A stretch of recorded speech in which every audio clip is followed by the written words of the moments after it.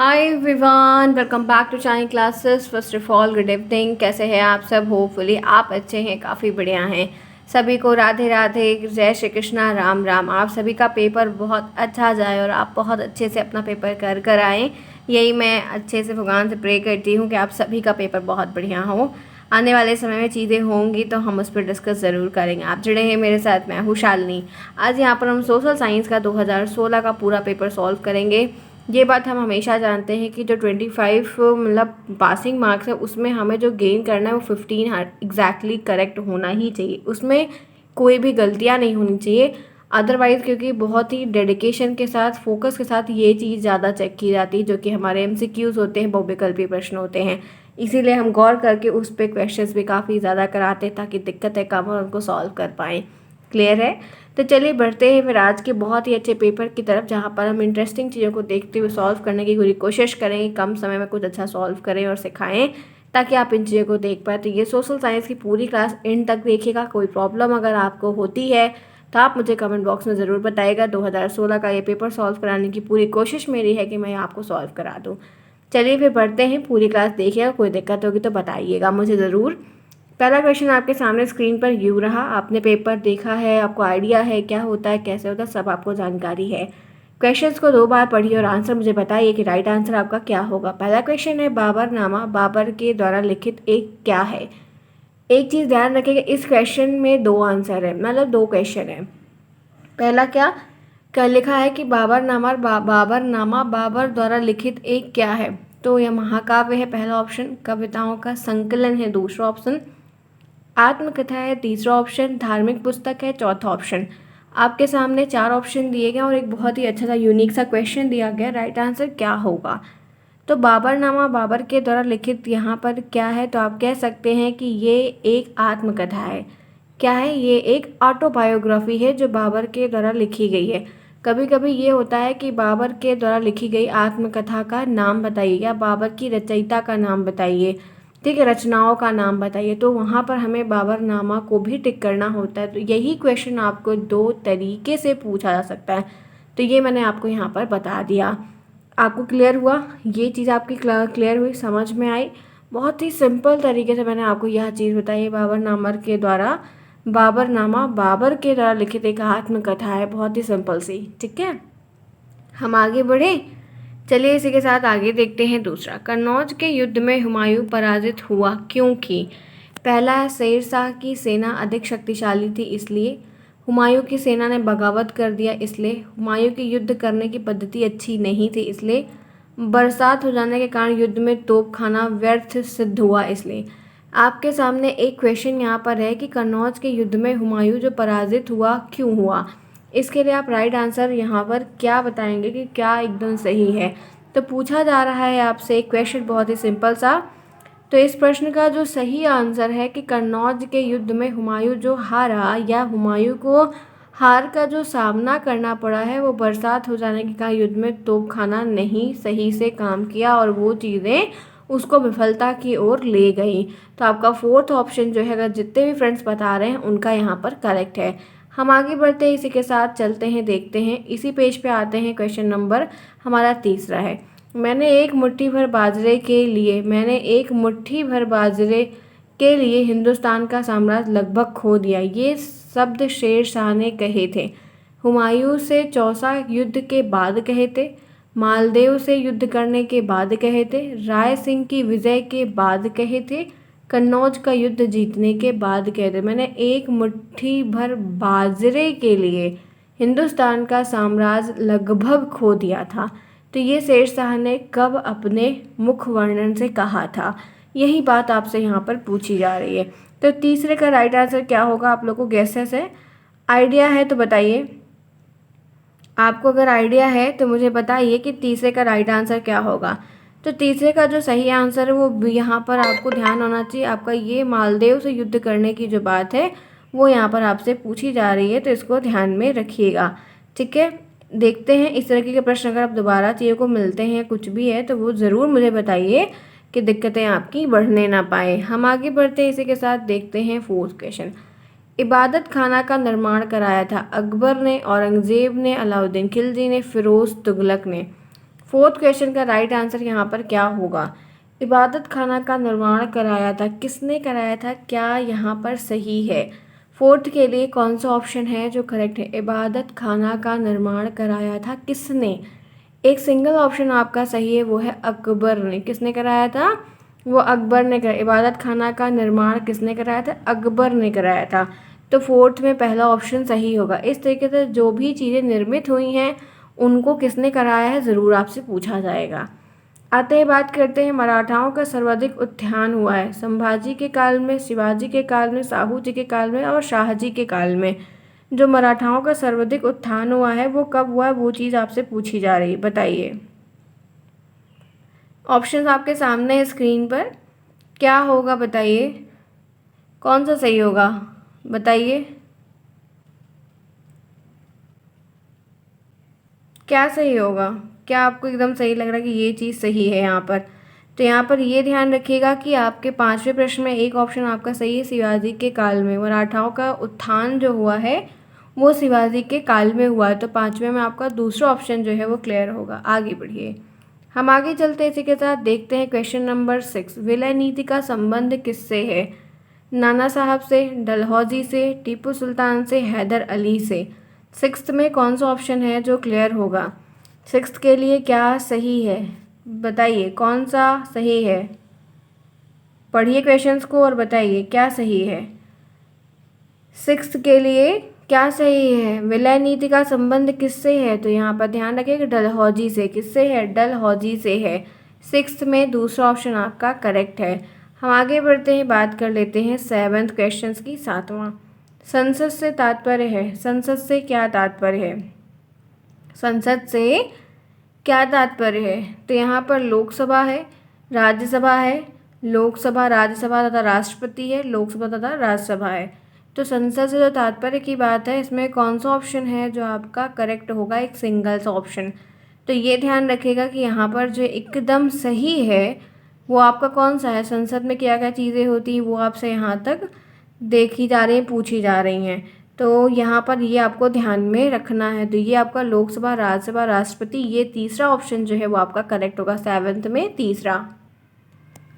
चलिए फिर आगे बढ़ते हैं, एट्थ को देखते हैं। भारत के राष्ट्रपति को कौन सा अधिकार नहीं है? भारत के जो राष्ट्रपति हैं उन्हें कौन सा एक राइट नहीं है? पहला, संकटकालीन स्थिति की घोषणा करना। एक, विदेशों में राजपूतों की नियुक्ति पदच्युत करना। दो, संसद को भंग करना और नए चुनाव के लिए आदेश देना। तीन, लोकसभा के सदस्यों की नियुक्ति व पदच्युत करना, मतलब उनके पोस्ट पे रखना। तो एट्थ में किस चीज़ का राइट उनके पास नहीं है बताइए।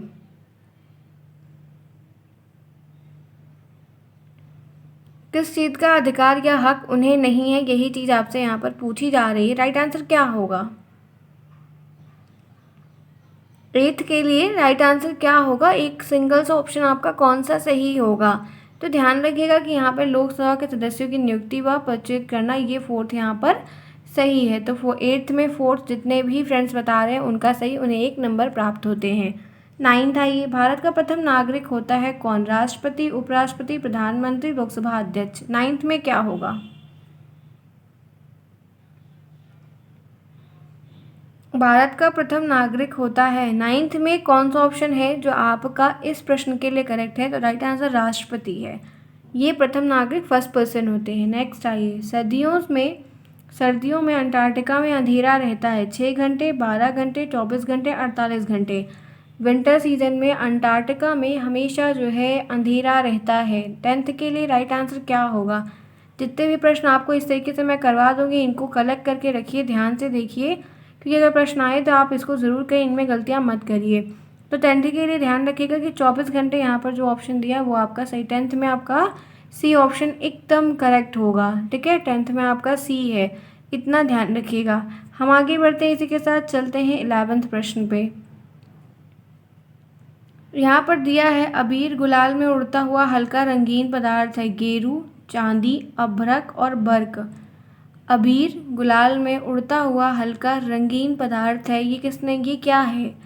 11th में राइट आंसर क्या होगा बताइए। 11th में क्या सही होगा? कौन सा ऑप्शन है जो आपका एकदम करेक्ट होगा? अबीर गुलाल में उड़ता हुआ हल्का रंगीन पदार्थ है। तो 11th के लिए आपका सी ऑप्शन सही, अभ्रक, ये आपका जो है वो सही है। हम इसी के साथ आगे बढ़ते हैं। कर्नाटक के कैगा में स्थित है विद्युत उत्पादन केंद्र, परमाणु ऊर्जा उत्पादक केंद्र, रेलवे इंजन उत्पादक केंद्र और अल्युमिनियम उत्पादक केंद्र। कर्नाटक के कैगा में स्थित है, क्या स्थित है, क्या चीज़ें हैं, कौन सा ऑप्शन करेक्ट होगा? तो ध्यान रखिएगा इस प्रश्न का, एक सिंगल सा ऑप्शन आपका करेक्ट है, वो है आपका परमाणु ऊर्जा उत्पादक केंद्र, ये वहाँ पर स्थित है। आपके 12th क्वेश्चन तक हमने कर लिए। हम आगे बढ़ते हैं। फटाफट क्लास को लाइक करें जिन्होंने क्लास को अभी तक लाइक नहीं किया है। आपके MCQ ही सबसे ज़्यादा महत्वपूर्ण है, बाकी और चीज़ें तो आप लिख लेंगे। सोशल साइंस में थोड़ा सा गौर करिएगा, क्योंकि पेपर 1 पेपर 2 तो बहुत सारी चीज़ें हम बनाकर भी लिख पाते हैं, लेकिन हमें सोशल साइंस से कुछ चीज़ें एग्जैक्टली लिखनी होती है फ्रेंड्स, तो ध्यान रखिएगा, ठीक है।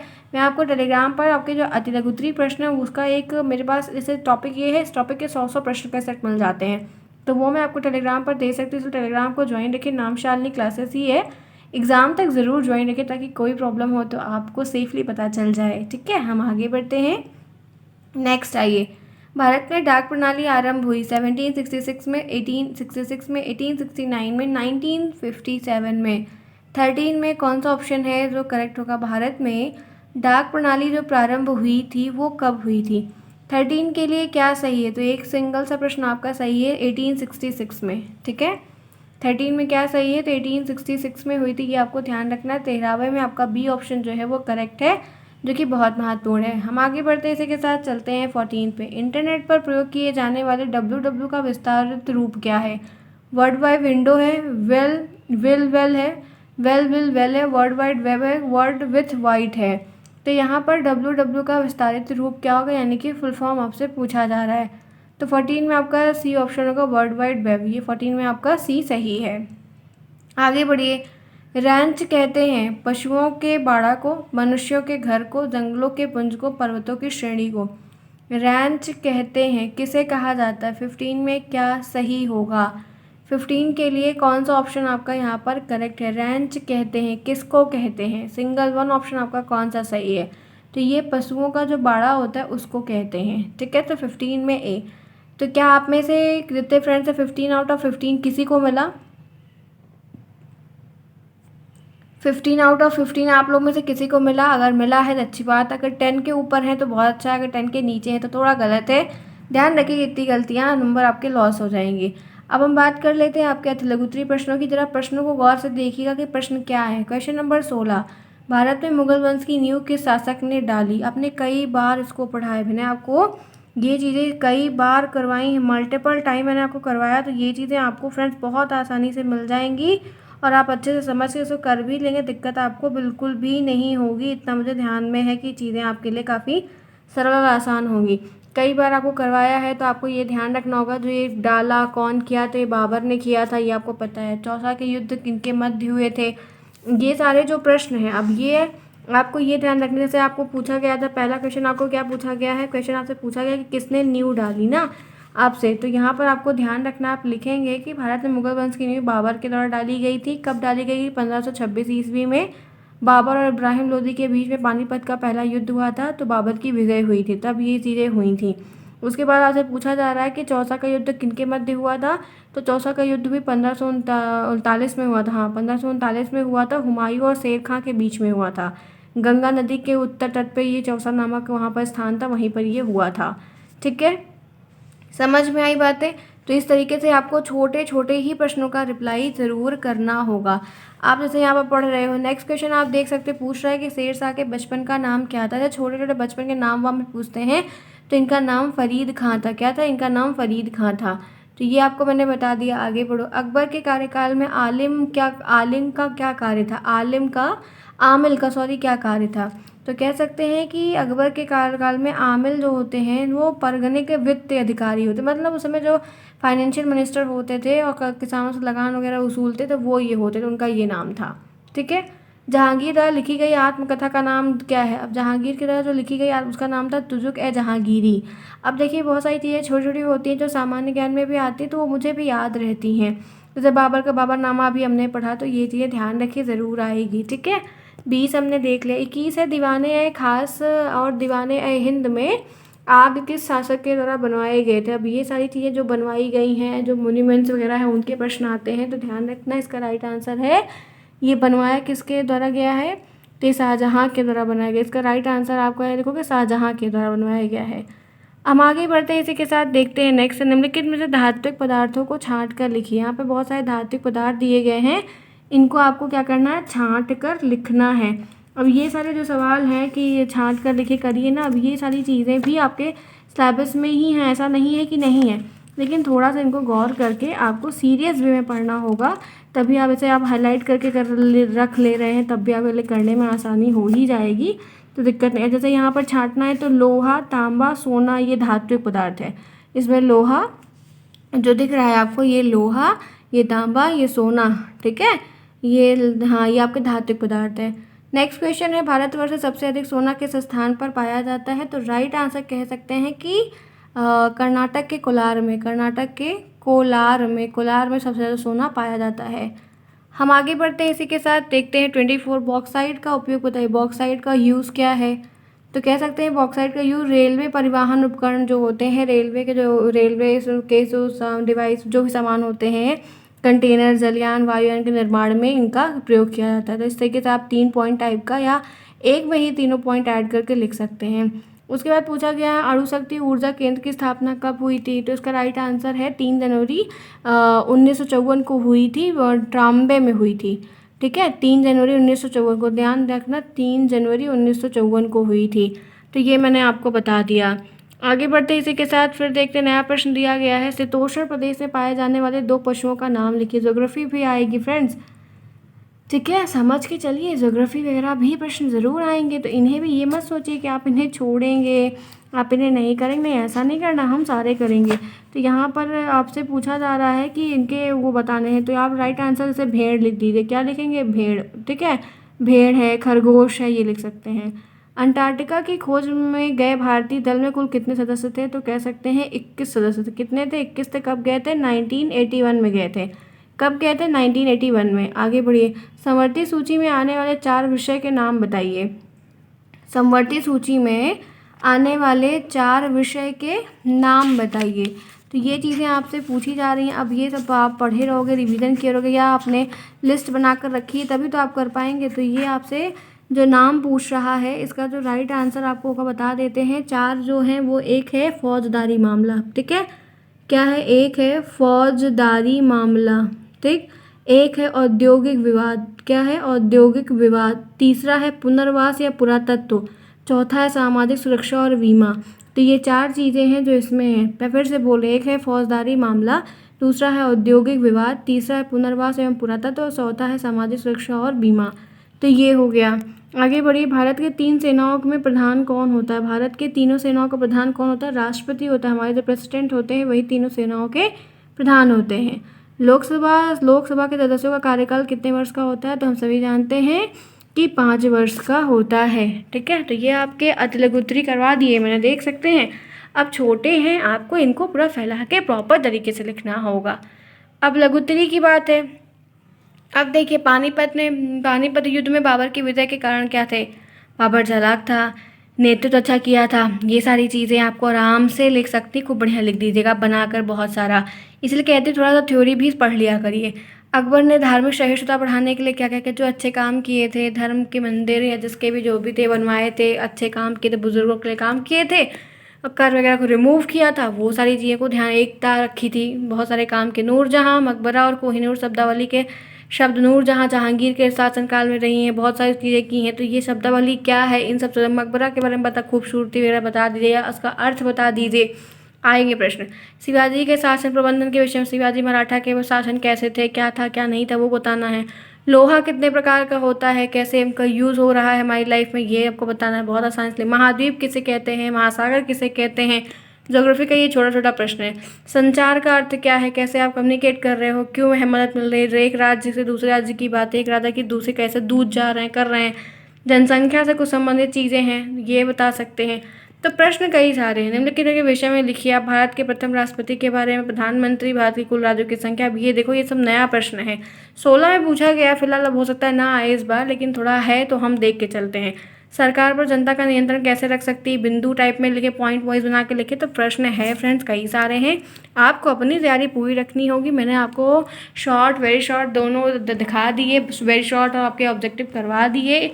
अब सोशल साइंस का ये पेपर मैं करना चाहूँगी ओवर, क्लास भी ओवर करूँगी, सिखाया है। अब ऐसे आप लोग पढ़िए, देखिए, सीखिए, कोई समस्या है तो पूछिए, टेलीग्राम को ज्वाइन रखिए, बहुत कुछ आपको हेल्प मिलेगी, जितना होगा उतनी हेल्प एग्जाम से पहले ज़रूर की जाएगी। क्लास पसंद आई लाइक करना बिल्कुल नहीं भूलेगा। Bye bye, take care, see you soon, best of luck.